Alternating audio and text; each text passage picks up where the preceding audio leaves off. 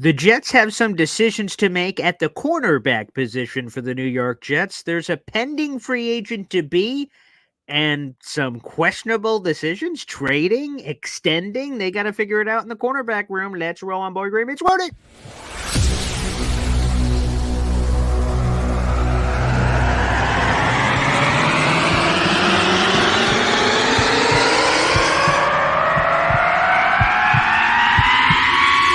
Zoinks! But it is unequivocally the Super Bowl for New York Jet fans. Field Yates, baby. Field Gosh darn Yates. Let's bring him on the show. Come on, people. Connor Rogers is joining the show. What's up, Connor?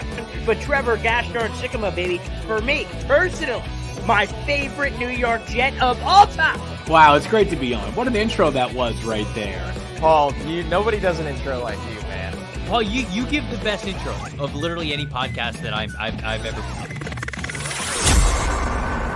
I'm gonna lose my gosh darn bananas.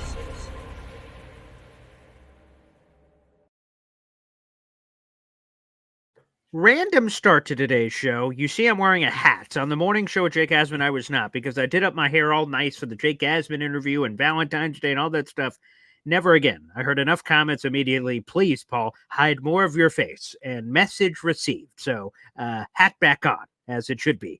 Boy Green meets Wudi. We're here on a Thursday at 3 o'clock, and we're assessing another position. But before we do that, let's welcome in my co-host. That is the James Wudi, which is exactly where we're streaming on Instagram, on top of Twitter and YouTube. What is up, my friend? Woo! Boy Green meets Wudi. Thursday, like you said.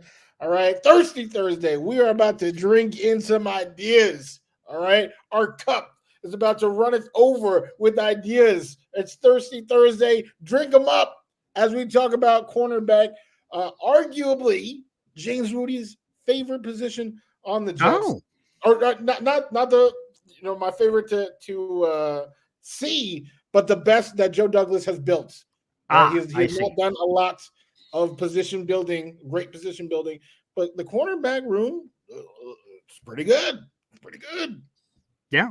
Well, before we get there, actually, let me celebrate another win in the polls that we've been doing. This has been spectacular. Just been a beatdown. Like, you ever see one of those National Geographics where like a leopard is jumping on a gazelle? That's basically been our polling history here. Although I'll have to give a shout out here after I show the poll results. We did our safety episode on Tuesday.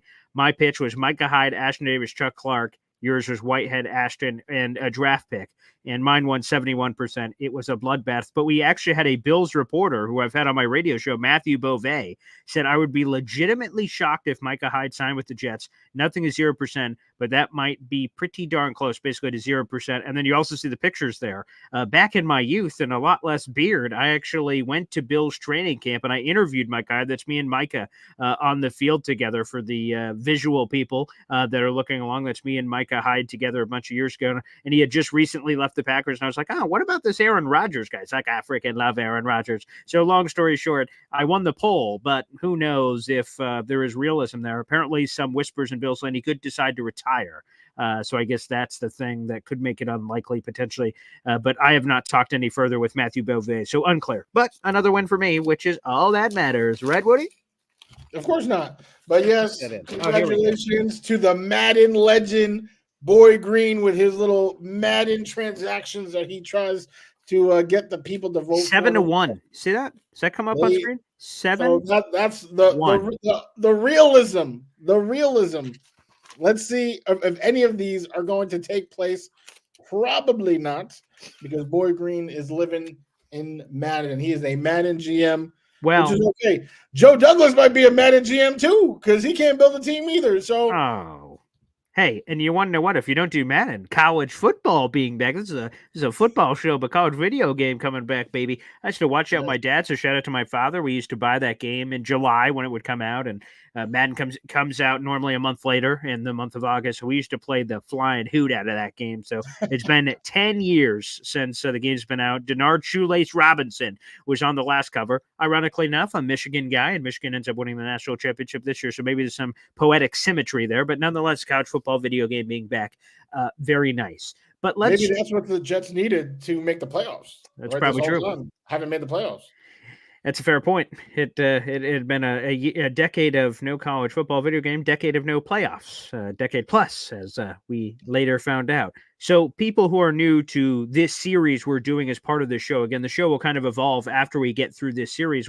It'll be fun to see where the show goes. But this is Boy Green meets Wudi. It's Boy Green. He's Wudi. If that was unclear, with Boy Green meets Wudi as the name of the show. And we are assessing every position on the New York Jets roster. Today's episode is cornerbacks. So we're telling you who's under contract for the Jets, who are pending free agents, and whether or not the Jets should bring them back or not. And they choose not to bring somebody back, who will they replace them with?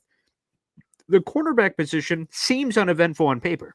The only corner that is set to leave the team of note is Bryce Hall, the former fifth-round pick out of Virginia.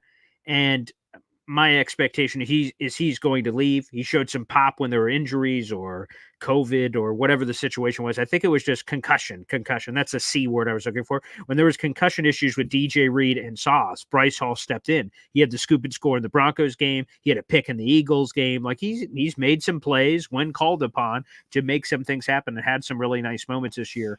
He should have, could have, would have been a first-round pick coming out of Virginia, but he had that horrible, gruesome injury. Jets got him in the 5th round, and he had his moments in the sun. I remember the 20 pass deflection season where we were like, this is our guy. And then that same offseason, after he has that season, they signed DJ Reed and then draft Sauce Gardner 4th overall. That poor bastard fell all the way down the depth chart. So I'm sure he's looking for more PT, and he can probably get it elsewhere. So he's the only cornerback of note that is set to leave, that is literally a free agent and is going to walk out the door. And I don't believe that they're going to bring him back. But there is I want you to respond to that, Wudi, but also there's a larger conversation we can have with some of the corners on the roster. But before we get there, Bryce Hall. It's crazy because you said everything that I was going to say about that man. Huge fan. Okay, that offseason, as a matter of fact, my friend always looks to tease me because I went to his house to watch the draft that year. And I was hoping they would say number 4, the New York Jets select Kayvon Thibodeau. That's who I was. Who I wanted to. Yeah. Because did not have a pass rusher. There was no one there. But for corner, Bryce Hall was here. Like I like Bryce. Bryce Hall is a starting caliber cornerback in this league. So did I dislike Sauce? Of course not. I knew he was going to be a stud. I just thought he was going to be a stud somewhere else because the Jets needed an edge rusher. They went the Sauce route. And yeah, we've seen Bryce fall down the depth chart. Had a couple of issues in preseason. I remember one specific play with Kyle Pitts, that people just, and people just use that to pile on. But the mentals, like what that does when you just had a tremendous season, being one of the league leaders in pass deflections, and then, the team doesn't show that same faith in you, Yeah, that was 2 years ago, I'm pretty sure, at the Falcons, remembering it now. That wasn't in this Aaron Rodgers season, but it was the preseason of 2 years ago. Yes. Marcus Mariota, I remember carving up the Jets defense on that opening drive, but Kyle Pitts had some plays and Bryce Hall. Oh, yeah, I remember. Yeah, well, that was the same season, right? That's the same offseason, right? Deflections. Yes. Draft, bad offseason, right? So all of that's happened. So that's what I'm saying. Like when that happens, and that's the reward you get for having such a nice season, like that's just it's not good. It's not good. So I do think he would want to leave. Like if I'm Bryce, there's nothing you can offer me to get me to stay. But if I'm Joe Douglas, I'm gonna have to learn something. I don't know, ride on a unicycle, learn origami, do something to convince his boy to stay on the team. Yeah, so it seems unlikely, but we'll get into that a little bit later. So again, that's the only guy who's set to leave, but there have been some interesting conversations brought up because Michael Carter II is heading into his contract year, believe it or not. He's got 2024 is the last year of his deal. 2024 is the last year of DJ Reed's contract. So the Jets have one of two options. They can, of course, extend one or both of them, and it would make sense on the DJ Reed front because he's got a high cap number. I think it's $15 million and change. Actually, I have it in front of me, so I don't have to guess. Yeah, it is a $15.6 million cap hit. So they could extend him because he's really good, and you lower that cap hit for this year because you're trying to win now. So DJ Reed's happy. He's getting a lot more money. He's A-okay with that. It works out for the Jets because you could lower his cap number for this year, plus keep him under contract for the foreseeable future. So that one makes sense. Michael Carter II, you wouldn't be saving any money by extending him. Quite frankly, you'd be costing yourself extra money. He's set to count $1.1 million against the cap. Wow, those fifth-round picks, baby. Mwah! Chef's kiss. But he's due for a massive contract extension, which I would venture to guess, although I'm going to try to get some more details on this tomorrow. I've got an interview set, more details on that to give us some insider info on some of this, but I would imagine 6, 7, 8 million plus per year. So it would be a dramatic pay increase for Michael Carter II. Potentially, we'll see how much money he could be asking for from that perspective. So the Jets have two choices. They could extend either of those players, or God forbid, I know it's your favorite position, what you just talked about, trade one of them. Now, it would make more sense in theory. Well, I mean, I guess you could trade either, but if you're looking to just save money, it would be trading DJ Reed and promoting like a Brandon Eccles, or then all of a sudden maybe our cornerback conversation changes and we're not talking all the. I'm not normally when you guys watch these episodes, I put on the screen here are the top available veteran free agents. This, that. Obviously, the Jets don't need that because they have Sauce, they have DJ, and plus they have Michael Carter, plus depth of guys like Eccles. But if they were to move on from a DJ Reed or a Michael Carter II, all of a sudden that conversation would re-enter in a different way. Again, that's not what I'm advocating. I want them to re-sign both of those dudes and lock in the best secondary in all football, specifically the best cornerback trio in all football. But I throw that over to you, Wudi, because it's floating out there. I think Will Parkinson actually is the one who's not advocating for it, but he brought it up as a possibility during his TOJ Talks podcast with Zach Rosenblatt. He talked about, hey, that's another option if the Jets don't value corner as much as some people think, that you could kind of rearrange the deck and say pass rushers are more important than the corners. We can survive with like Eccles starting at corner or something, and we can reallocate that money to the offense. So what do you make of that chatter, and have you heard any of that in the social media streets? I think that's a fair point. And with, I talked about the Salah scheme a little bit when we were talking about safety. Mm-hmm. Corners are kind of the same way. They just happen to luck out, they've had, during Salah's time, Richard Sherman, Jalen Ramsey. But in terms of, putting a lot of emphasis on a position, it's really that front four. So if they fix a front four, it really does not matter who is playing corner. So I do agree with that philosophy. I don't know if they will adopt it, but that is definitely where I'm most worried, right? In terms of, will this Jets defense remain, as dominant as it's been? That is what I'm looking at. Michael Carter II, I would not let him go. Okay, I would give him. Like Quincy Williams was able to sign the type of deal that he signed. I feel like that's the type of thing that we're looking at where, yeah, it's a raise, but in 2 years, Michael Carter is going to be underpaid. Like those are the types of deals. For Quincy, it took months to say, whoa, he's underpaid again, That's true. But I mean, yeah. But that's what a good GM, like that's how teams have sustained success, is by drafting well. And then if they could retain those good draft picks for under top market value, then there you go. So that's what I'm saying. Can they do that with Michael Carter? DJ Reed is fantastic. He is spectacular. He's played with Salah. I hope they keep him, but I mean, 15.6 mil cap hit right now for old DJ Reed. And if they keep Bryce Hall, then that's another name to throw in the pot with Eccles as somebody that can step in and play that opposite side. So I would be less inclined to say DJ Reed 100% should be a Jet next year. I want him to be, but if he prices out, he prices out. Michael Carter, find a way to keep him in that Quincy second deal range. And, now there's a trio there. There will be a trio. Yeah. So again, until we get further information or something that changes, we'll assume that those guys are coming back at this point with potential extensions. Like I said, I'm working on a guest. Hopefully I can bring you guys that juice on the YouTube channel, youtube.com/boygreen25, baby. And I'll let you guys know on the potential contract extensions potentially for any one of those guys. But for now, the conversation is keep Bryce Hall as your, again, whatever that ends up being, fourth, fifth corner, basically to round out the room, or do you go with a new guy? My gut says Bryce Hall's gone. I think he's just going to leave, to your point, outside of the DJ Reed thing, which I guess I didn't think about it like that. It's possible DJ Reed gets traded or something, and then you have Bryce Hall to say, hey, all of a sudden more reps available, young buck. Maybe we'll draft somebody, maybe we won't, but right now it's all yours. And I'm like, okay. But I think Bryce Hall walks. I think everyone else stays, which means you got to replace that guy. Now you have to be realistic with the names because again, you can't just Jalen Ramsey. You want to be corner 5, and plus he's on someone's team. But like, I look at this big ass list of names that are in front of me. These are the top veteran corners. I didn't put it on a sheet on our table, and the reason why is because all these guys are unrealistic. Like Dory Jackson, Stephon Gilmore.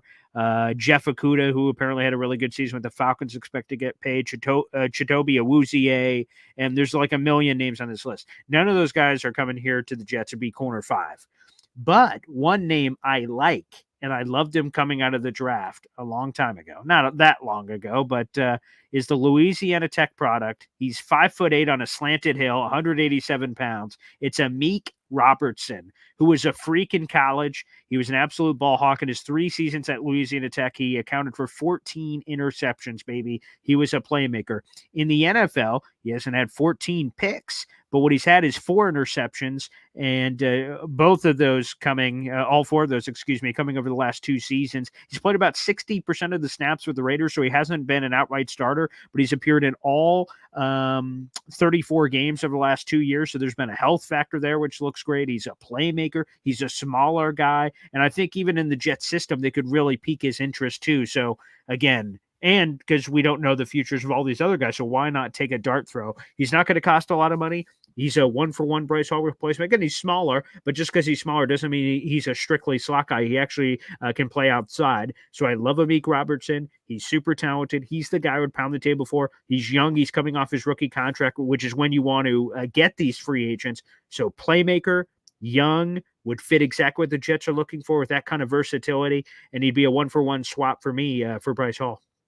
Yeah, well, I mean, I would actually strongly disagree. Coming off a rookie deal is when you want to get someone. When somebody's looking to make the absolute most money possible, will strongly disagree because all rookies or most rookies are underpaid, so they're looking to get the most out of that second deal, which is that's actually been a common theme from when we went all the way back to T. Higgins, Michael Pittman Jr., all that. So now we're talking about little Nate Robinson or whatever you said.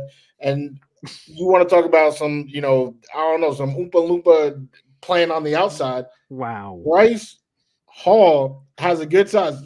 Hey, this is a New York Jets, baby. We got to worry about Stephon Diggs on the outside, all right? We got to worry about some of the best receivers in football, all right? We need size. We need strength. And I know DJ Reed is small, but he plays big. He plays big. Amik plays big, man. No. Calling him Nate Robinson, slam dunk champion from 7 years ago. Like, come on, man. Give this man a little bit of respect. Anymore. This Amik Robinson, he's starry. All right. He's not Sprite. All right. So I don't even know about that. I know that if Bryce Hall is retained, yes, he can definitely be that opposite side if DJ Reed prices out. Again, I hope to the Lord he takes some sort of pay cut, because he likes Salah. Like Salah was the reason why he came. But of course, if the season doesn't go the way that we hope and Salah is fired, then that's not going to help anything, at all. So this offseason, I would definitely work on this offseason signing Michael Carter II. I hope they learn because they could have done this with Bryce Huff. And then they wouldn't have to worry about retaining, or fixing this front four. If last season they were like, "Oh, Bryce, you had some pretty good metrics. PFF loved you. Let's sign you now." Now with the breakout, we don't have to worry about Bugatti. just pricing out somewhere else, which is exactly what's about to happen. So why not? And by the way, Jets, way to be cheap bastards, right? So what really happened? So let's talk about that real quick. Like just to, we don't have to go into a deep discussion, but to your point, right? Bryce Huff got slapped with the second round restricted free agent tender, and fine. No other team signed him. If they would have and the Jets didn't match, you got a second round pick out of it. So no team touched him. That's fine. But the Jets went, all right, sweet. We just got Bryce Huff for $4.3 million, which is basically, and for Bryce money, he was fine with it because that's that was a massive increase over what he was getting paid as an undrafted free agent. But the Jets got complacent. They said, $4.3 million, nice. But if you're right, if they would have been thinking ahead, they say, hey, Bryce, we'll pay you $7 million a year for the next 2 or 3 years, and we'll slap a little, sweetener on it. He gets, in his mind, he just won the jackpot lottery and everything else. Instead of what happened where they got complacent, $4.3 million, that's fine. And then he's like, oh shoot, 10-sack season. Things got crazy. But no, so that's a good point heading into the Michael Carter season. Imagine if they pay him again, he's due $1.1 million. He has a Pro Bowl season, which, by the way, he has not gotten yet, or All-Pro, because now nickel corners are now considered. He gets one of those, all of a sudden MC2's cashing in next offseason too. They'll learn. Can this front office learn from their mistakes? I feel like no, but hopefully, because that would really save a lot of grief. Because it would really stink. It would really stink if they finally did everything. They built an offensive line and got some receivers, and the offense now looks good, but the defense has now crumbled. Oh, that'd be brutal. It would. It sure would. It sure would. So this is how they avoid that, is by retaining the talent that they've drafted. You made a good Joe Douglas. You actually made a good draft pick and Michael Carter II. So retain, right? That was a big thing with Quinnen Williams. I was so terrified that he wouldn't be re-signed because of the Jets' horrific track record of re-signing their own picks. But there are actually quite a few picks that I think have earned that re-sign. Yeah. And Michael Carter II is definitely one of those guys. Yeah, there's no doubt about it. Again, but they're all coming. Sauce will be eligible next year. Garrett Wilson will be eligible next year. Breece Hall will be eligible next year. There's Jermaine, obviously, that same draft class. He will be after a rookie plays their first 3 seasons. As soon as that 3rd season's over, booyah, you're allowed to. You don't have to, but you're allowed to talk contract, and all those dudes are suddenly eligible. Oh boy. You just got to make sure you're minding your P's and Q's. Okay, this one's a very simple one coming off a cornerback episode. Keep Bryce Hall or go with my mini-me that's apparently following me around, Amik Robertson, baby. And again, I think the problem is, finally you're going to double your poll results, because since you've only won one of these this entire time. Bryce Hall, no name. Like, okay, Amik Robertson. They're like, who the hell? So, so I'm letting you know that I'm giving you your best chance to win one today on the poll, which we put out into the Twitter universe after each episode. You've got a much better chance. That dude that got knocked out by Jake Paul? Yeah, I guess. Okay. I guess, but so where are we going, Wudi? Let's look ahead to next week. So we kind of rounded up the secondary safety corner this week. Where are we going next week on defense? Linebackers. We're talking about the all pro. So I was about to ask. So obviously we got to do inside, which is its own thing. There's not really outside in the Jets 4-3. So are we going to throw edge rusher as the other one then, or how are we going to set that up? Yeah. Okay. So I guess we could get right into the Bryce Huff stuff next week. Excellent. Okay. Whoa. Ooh. Although there's some news on that today. We'll get more into that on Boy Green Daily tomorrow morning. So, guys, tune in for the latest in Bryce Huff land. Maybe a glimmer of hope, perhaps. And then next week, we'll get into it when we evaluate the full positional group. Again, we'll do inside linebacker, which is the C.J. Mosleys and Quincy Williams of the world, plus the edge rusher package, which will be a little bit complicated because you have defensive ends and the pass rusher. But anywho, we'll figure out all that jazz next week. Looking forward to it. Wudi, I always enjoy these shows. These are a lot of fun. The game day shows were a lot of fun this past season, but these are good, knowledgeable episodes where it gives some info for the great people. Absolutely. For the people, I guess by the people. We are people, right? Yeah, we are. Check. Yes, okay. So, absolutely. Bringing the good content, bringing the goods. And please, if you're, going through these positions and you're like, oh man, I've had enough of these rosters. Well, there is light, not just coming through this window behind me, but there is light at the end of the tunnel where we will be talking about a whole bunch of other things. I'm telling you, New York Jets, this is the place to be. Take flight. Yep, can't wait. Should be a goodie. And there's the new uniforms and all kinds of jazz that are be coming. So we got multiple news. We'll get into all that jazz much later. Thanks everybody for tuning in, and we'll see you next time every Tuesday and Thursday live at 3:00. Take care. Peace.